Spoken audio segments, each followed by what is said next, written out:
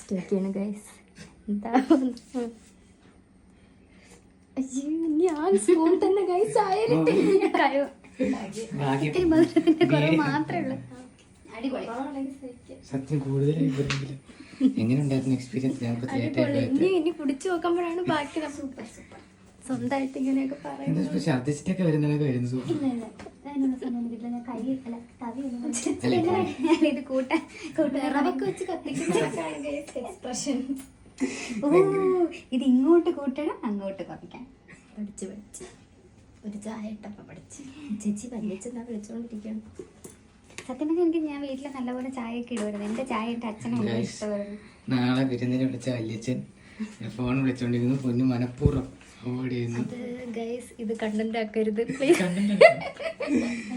പുറത്ത് വിടരുത് പ്ലീസ്.